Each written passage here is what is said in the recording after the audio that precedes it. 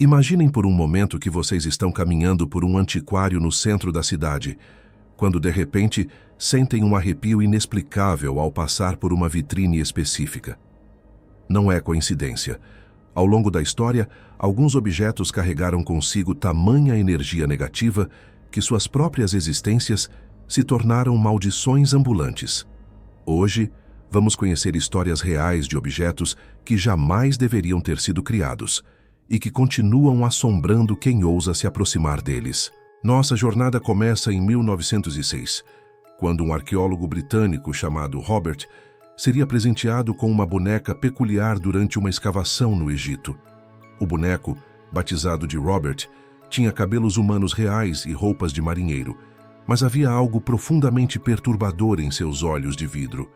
A princípio, parecia apenas um brinquedo excêntrico, mas logo os empregados da casa começaram a relatar eventos inexplicáveis. Objetos se moviam sozinhos. Risos infantis ecoavam pelos corredores durante a madrugada.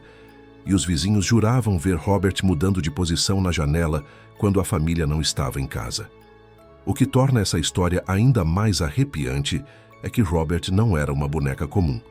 Descobriu-se anos depois que ela havia sido confeccionada por uma praticante de voodoo que supostamente transferiu parte de sua própria energia vital para o objeto. A boneca permanece até hoje no Museu East Martello, em Key West, na Flórida, onde continua recebendo cartas de desculpas de visitantes que fotografaram Robert sem permissão e depois sofreram uma série de infortúnios inexplicáveis. Mas se vocês acham que uma boneca amaldiçoada já é perturbador, preparem-se para conhecer o Dybbuk Box, uma caixa de vinho que se tornou sinônimo de terror entre colecionadores de antiguidades. A história começa em 2001, quando Kevin Mannis comprou essa caixa aparentemente inofensiva em um leilão de propriedades.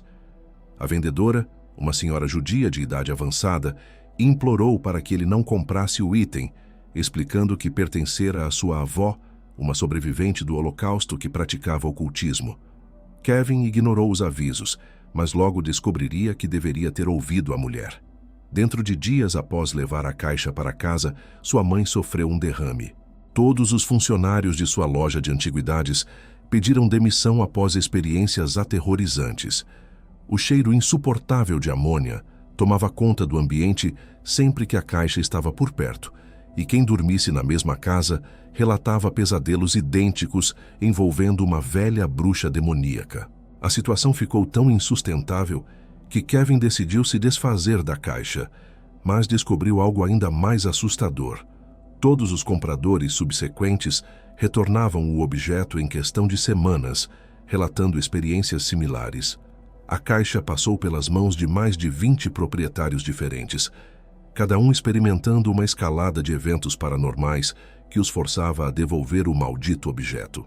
O que poucos sabem é que o conceito de Dybbuk na tradição judaica refere-se ao espírito de uma pessoa morta que se recusa a deixar o mundo dos vivos, geralmente devido a algum trauma ou negócio inacabado.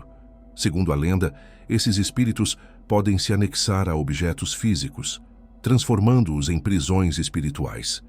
A caixa acabou sendo vendida no eBay por mais de $1.000, acompanhada de uma descrição detalhada de todos os eventos sobrenaturais associados a ela. Porém, nem todos os objetos amaldiçoados têm origens antigas ou místicas. Alguns nasceram da pura maldade humana, como o quadro Homem Chorando, pintado por Bruno Amadio na década de 1950.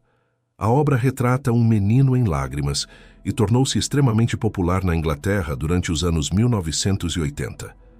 Milhares de cópias foram vendidas e penduradas em lares britânicos, mas logo um padrão macabro começou a emergir. Uma série de incêndios domésticos devastadores atingiu casas que possuíam cópias do quadro, e em cada caso, bombeiros encontraram a pintura completamente intacta entre os escombros. O fogo destruía tudo ao redor, mas o menino chorando permanecia imaculado, como se fosse imune às chamas que consumiam vidas e memórias. A imprensa britânica começou a investigar e descobriu que mais de 50 incêndios fatais estavam conectados à presença do quadro. A história fica ainda mais sinistra quando descobrimos a identidade do menino retratado. Bruno Amadio, o artista, havia pintado várias crianças órfãs durante seus anos em Sevilha, muitas delas refugiadas da Guerra Civil Espanhola. Uma das crianças que posaram para ele era um menino chamado Dom Bonillo, cujos pais morreram em um incêndio. Segundo relatos locais, Dom Bonillo desenvolveu uma estranha obsessão por fogo após a tragédia familiar, e sua própria casa pegou fogo misteriosamente anos depois, matando-o ainda criança. Mas talvez o mais perturbador de todos os objetos amaldiçoados seja a cadeira de Busby, atualmente em exibição no Museu Thirsk, na Inglaterra.